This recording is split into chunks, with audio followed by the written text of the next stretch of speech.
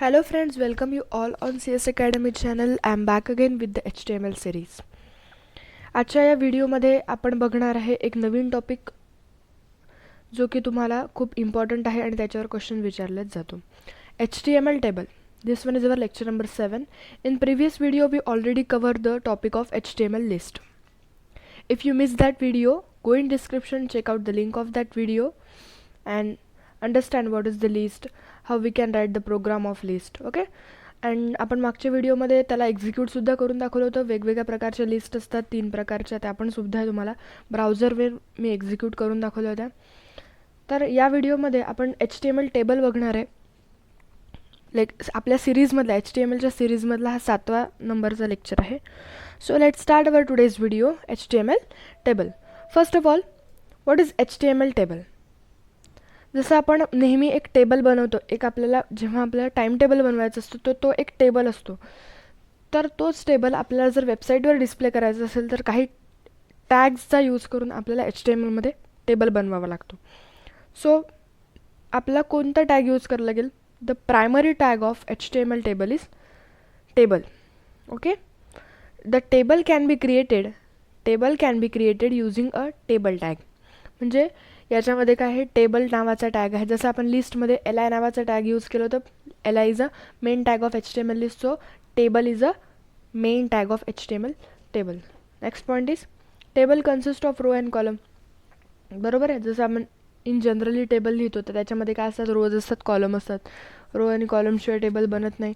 So HTML टेबलमध्ये सुद्धा काय आहे, रो आणि column. Next point is the row is to be defined first and then column inserted into the row from left to right. म्हणजे सुरुवातीला HTML टेबलची एक primary condition आहे किंवा याच्यासाठी त्याची स्ट्रॅटेजी आपण म्हणू शकतो HTML टेबलची, की सुरुवातीला काय होते, HTML टेबलमध्ये एक रो क्रिएट होते आणि मग त्या रोमध्ये आपण इन्सर्ट करतो कॉलम्सला. सुरुवातीला काय तयार होते, एक रो क्रिएट होते. अशी एक रो क्रिएट झाली. रो क्रिएट झाल्यानंतर आपण त्याच्यामध्ये कॉलम क्रिएट करतो. आधी कॉलम क्रिएट करत नाही. पहिले रो क्रिएट होते, नंतर कॉलम क्रिएट होतात. आणि कॉलम कुठून इन्सर्ट होतात? सुरुवातीला कॉलम तयार होतो लेफ्ट साईडचा, नंतर होतो राईट साईडचा. म्हणजे एक एक एक एक राईट साईडनी ॲड होत जातात लेफ्ट साईडला. म्हणजे लेफ्ट साईडनी सुरुवात होते आणि मग लेफ्ट टू राईट ॲड होते. बरोबर आहे, कळलं? पहिले रो क्रिएट होते, मग पहिले लेफ्ट साईडला कॉलम तयार होतो, मग दुसरा त्याच्या बाजूला, असं कॉलम नंतर क्रिएट होत जातात. ओके, तर हा एक पॉईंट आहे याच्यातला, HTML टेबलमधला इम्पॉर्टंट पॉईंट आहे. कळलं? Row is to define the first and then cells or column inserted in to the row from left to right. Okay, next, for creating a row TR tag is used. TR, what is meant by TR? Table row. The long form of TR is table row. So for creating a row, we use TR tag. First of all, in HTML table, row is created and then column is inserted. Okay, so for creating a row, we use TR tag. Okay, TR is a starting tag and ending tag. The starting ला आपल्याला TR tag start करावं लागेल, ending ला forward slash देऊन आपल्याला तो tag end करावा लागेल, म्हणजे आपली रो क्रिएट होईल.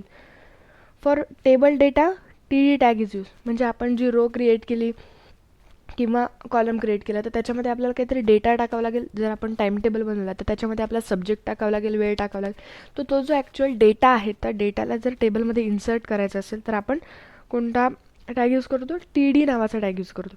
आता मी पुढे तुम्हाला एक एक्झाम्पल एक्झिक्यूट करून दाखवेल. याचा टेबल आपण बनवून बघू, HTMLमध्ये ॲक्च्युअली एक्झिक्यूट करू, तेव्हा ह्या ज्या टॅग्स आहेत त्या तुम्हाला ॲक्च्युअल कशा वर्क करतात ते तुम्हाला कळेल. आणि जेव्हा एक्झिक्यूट झाल्यानंतर मी तुम्हाला सांगेल की ह्या टॅगनंतर ह्या टॅगमुळे हे असं झालं. बरोबर आहे. ते एक्झाम्पल जेव्हा आपण एक्झिक्यूट करू तेव्हा तुम्हाला जास्त कन्सेप्ट क्लिअर होईल. पण थेरॉटिकली मी तुम्हाला हा सगळं सांगत आहे की आपण कोणकोणते टॅग्स यूज करतो आहे HTMLमध्ये. Okay, next, for table heading that is row heading. आता आपण जर विचार केला तर एखादा टेबल असतो तर टेबलला वरती हेडिंग असतं. जसं आपण टाईम टेबल करतो तर त्याच्यामध्ये सब्जेक्ट, टाईम, है ना, असं काही हेडिंग्ज असतात. टेबलला, तर त्या रोला किंवा त्या कॉलमला हेडिंग देण्यासाठी आपण कोणतं यूज करतो? TH. TH means table heading.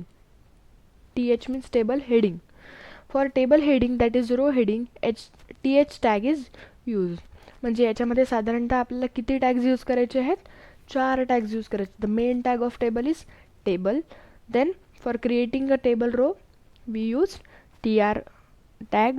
For table data we use TD tag, and for table heading or row heading we use TH tag. Okay. Next, आता जर इथे बेसिक टेबलचं स्ट्रक्चर पाहिलं आपण, की जर आपल्याला टेबल आपण कसा लिहू, तर सुरुवातीला काय मेन टॅग आहे, टेबल टॅग लिहावं लागेल. मी तुम्हाला सांगितलं होतं की आपण मागच्या स्लाईडमध्ये सांगितलं होतं जसं की सुरुवातीला काय तयार होते, रो क्रिएट होते, आणि त्याच्यानंतर मग आपण त्याच्यामध्ये काय इन्सर्ट करतो, कॉलम इन्सर्ट करतो. तर त्याच्या पहिली आपण काय क्रिएट केली, रो क्रिएट करण्यासाठी TR टॅग यूज करावं लागेल. तर TR टॅग यूज केला आणि मग त्या TR टॅगमध्ये आपण TD टाकला. TD म्हणजे टेबल डेटा. जेव्हा आपण डेटा इन्सर्ट करू तेव्हा कॉलम्स तयार होतील, बरोबर, कॉलम्स तयार होतील. मग TR ही काय झाली, पहिली रो क्रिएट झाली. म्हणजे याचं स्ट्रक्चर कसं क्रिएट होईल, याचं स्ट्रक्चर असं क्रिएट होईल, या TRने, पहिला जो TR आहे त्याने ही रो क्रिएट झाली, बरोबर आहे, ही फर्स्ट रो क्रिएट झाली. मग इथे आला TD, त्याच्या खाली आला TD, CS अकॅडमी. मग इथे काय येईल, CS अकॅडमी इथे ॲड झालं, बरोबर आहे. त्याच्या खाली परत आहे दुसरं TD म्हणजे दुसरा डेटा त्याच रोमधला. रो एंड झाली का अजून? रो एंड झालेली नाही. /TR आलं का? नाही. मग इथे HTML आहे, CS अकॅडमीच्या खाली HTML आहे. तर मग आता इथे CS अकॅडमीची एक कॉलम इन्सर्ट झाला. मग दुसऱ्या वेळेस काय तयार होईल, इथे काय येईल, HTML. हा दुसरा डेटा आपण त्या रोमध्ये इन्सर्ट केला.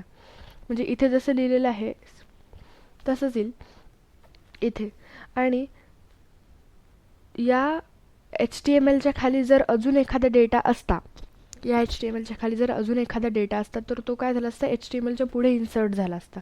म्हणजे तिसरा कॉलम तयार झाला असता. म्हणजे सुरुवातीला आपण या TRने हे स्ट्रक्चर तयार झालं. मग या CS अकॅडमीला आपण पहिल्या कॉलममध्ये ॲड केलं आणि HTMLला दुसऱ्या कॉलममध्ये ॲड केलं, बरोबर आहे. तसंच आता दुसरी रो तयार होईल. इथे काय होईल, दुसरी रो क्रिएट होईल. या दुसरं TR आला परत, तर इथे दुसरी रो क्रिएट होईल. दुसरी रो क्रिएट झाली. पहिला डेटा आला, डेटा स्ट्रक्चर, पहिला कॉलम तयार होईल आणि दुसरा काय होईल, ऑपरेटिंग सिस्टम. ओके. म्हणजे पहिला TDने आपण पहिला डेटा इन्सर्ट केला, आणि ऑपरेटिंग सिस्टमने दुसरा डेटा इन्सर्ट केला. ओके. हे बेसिक स्ट्रक्चर आहे टेबलचं. याच्यामध्ये आपण खूप मॉडिफिकेशन करू शकतो, याच्यामध्ये खूप ॲट्रिब्यूट्स पण यूज करू शकतो या टेबलमध्ये. ओके. आता आपण ॲक्च्युअल प्रोग्राम आपला एक्झिक्यूट करून बघू. हा होता आपला लिस्टचा प्रोग्राम. आता याला आपण डिलीट करून टाकू, डिलीट, आणि फ्रेश आपण आता टेबलचा लिहू. Okay. So let's start. HTML हे झालं बेसिक आपलं basic format, basic structure of HTML. Okay. आपल्याला टायटल काय द्यायचं आहे आज, HTML table. Okay. HTML table आज आपलं हेडिंग आहे. तर आपल्याला बॉडीमध्ये आपण जेव्हा मी तुम्हाला आधी सांगितलं होतं टेबल, इमेज, आपण जे काय ते आपण स्टार्ट कुठून करतो, बॉडीमध्ये स्टार्ट करतो.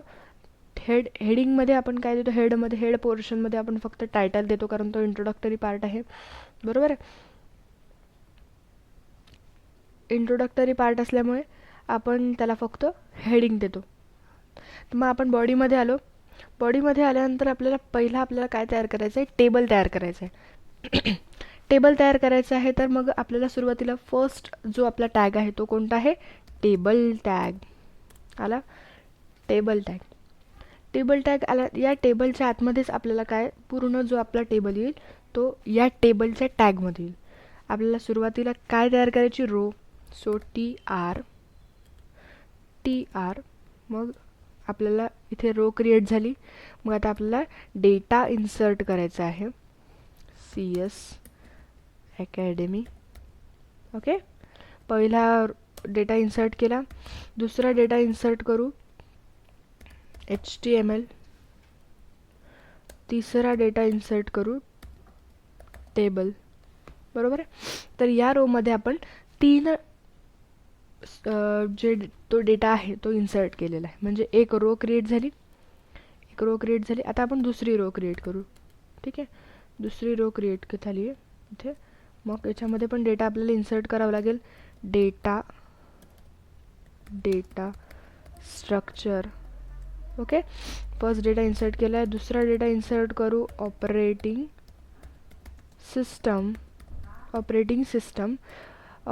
सिस्टम आपण डेटा इथे इन्सर्ट केला. आणि तिसरा परत एक अजून इन्सर्ट करून टाकू, तो म्हणजे HTML. ठीक आहे, जे फॉर एक्झाम्पलच आहे आपलं.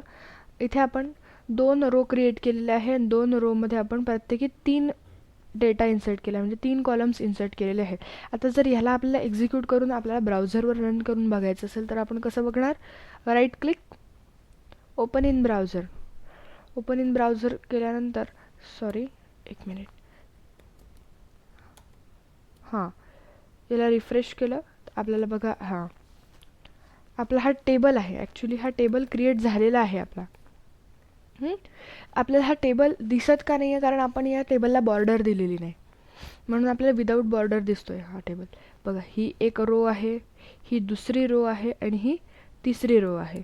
जर या टेबलला आपल्याला बॉर्डर द्यायची आहे आणि असं टेबलचं स्ट्रक्चरमध्ये बघायचं असेल तर आपल्याला काय करावं लागेल? हा जो टेबल आहे इथे आपल्याला ॲट्रिब्यूट द्यावं लागेल बॉर्डर. ठीक आहे, बॉर्डर द्यावं लागेल. बॉर्डर जर 1 केली तर आपल्याला आता स्ट्रक्चर दिसेल बॉर्डर ह्याचं, टेबलचं दिसलं. हे ॲक्च्युअल स्ट्रक्चर तयार झालं HTML टेबलचं. हे ॲक्च्युअल स्ट्रक्चर तयार झालेलं आहे. याला म्हणतात HTML टेबल, बरोबर आहे. मग या HTMLमध्ये आपण खूप काही इन्सर्ट करू शकतो. 2 रो इन्सर्ट केलेले आपण. तर मग आता आपल्याला टेबल हेडिंग द्यायचं आहे, बरोबर आहे. टेबलला हेडिंग द्यायचं आहे. तर मग आपण टेबलला हेडिंग कसं देणार? आता इथे आपण एक रो क्रिएट करू. या रोमध्ये आपण TH, बरोबर, TH. आता याला देऊ आपण सब्जेक्ट जर दिलं तर इथे आपल्याला मध्ये काय बदल होतोय बघा. हे हेडिंग झालं, हे काय झालं? हेडिंग झालं याचं, बरोबर आहे. या हेडिंगमध्ये हे काय झालं? हेडिंग आहे. म्हणजे आपण कारण TH टॅग यूज केला, TH टॅगने काय होते? Table heading. तर ह्या कॉलमचं ते काय झालं? हेडिंग झालं. पण आता आपल्याला काय पाहिजे?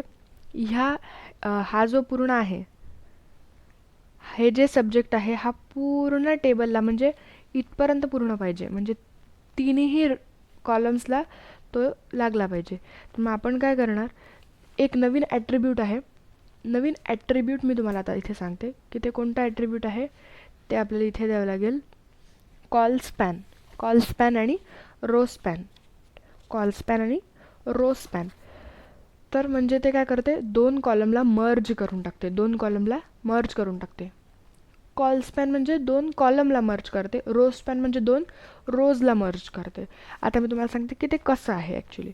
आता आपण या TH मध्ये काय देऊ? कॉल स्पॅन आपल्याला इथे किती रो मर्ज करायचे? 1 आणि 2 आणि हा तिसरा 3 आहे ना, 1, 2 आणि 3, तिघांचं मिळून आपल्याला सब्जेक्ट हे हेडिंग पाहिजे. तर मग आपण काय करू? इथे रो स्पॅन देऊ, कॉल स्पॅन देऊ 3चा, बघा आलं. तिघांना पण एकच हेडिंग आलं, कारण त्याने काय केलं? ह्या सब्जेक्टच्या हेडिंगसाठी तीनही रो कॉलम्सला मर्ज केलं आणि मग त्यांनी डिस्प्ले केलं. म्हणजे हे सब्जेक्ट जो टायटल आहे हा 3ही कॉलमसाठी आपल्याला दिसला. कॉल स्पॅन समजलं. आता आपण बघू row span. What is mean by row span? Okay, row span बघू. आता हा जो CS अकॅडमी आहे, या CS अकॅडमीला जर आपल्याला डेटा स्ट्रक्चर आणि CS अकॅडमी या दोघांचे मिळून जर आपल्याला फक्त CS अकॅडमी दाखवायचं तर आपण काय करू? इथे दाखवू रो स्पॅन 2 रो स्पॅन 2 दिला, सेव्ह केलं, सॉरी रो स्पॅन इथे 2चा दिला, सेव्ह केलं आणि इथे याला रिफ्रेश केलं. बघा याने काय केलं, यांना 2 रोची जागा CS अकॅडमीने घेतली, 2 रोला यांनी मर्ज केलं है ना, 2 रोला मर्ज केलं, पण त्याचा खालचा जो डेटा स्ट्रक्चर नावाचा आहे तो असं बाजूला गेला बघा, बरोबर आहे. त्याने काय केलं, याला ॲडजस्ट केलं, डेटा स्ट्रक्चर त्याच्या बाजूला आला आणि जो इकडे एक्स्ट्रा होता HTML तो टेबलच्या बाहेर झाला. मग आपल्याला काय करावं लागेल, जर सिमेट्री आणायची असेल तर ह्या टेबलला HTML इथून काढून टाकावं लागेल आणि मग आपल्या टेबलची सिमेट्री येईल. ओके, बरोबर आहे. म्हणजे इथे यांनी बरोबर 2 रो मर्ज केल्या, CS अकॅडमीने 2 रो मर्ज केल्या आणि सब्जेक्टनी काय केलं, 3 कॉलम मर्ज केले, 3 कॉलम मिळून एक स्पेस घेतली आणि CS अकॅडमीने काय केलं, 2 रो मिळून एक स्पेस घेतली. Correct. So this one is a concept of row span and col span. समजलं कळा सगळ्यांना. तर हे खूप इम्पॉर्टंट आहे, याच्यावर तुम्हाला एखादा प्रोग्राम पेपरमध्ये लिहायला येतो. सो खूप इझी पण आहे ॲक्च्युली समजायला, की हे होतं स्ट्रक्चर टेबलचं. Thank you for watching this video. Will catch you in next video.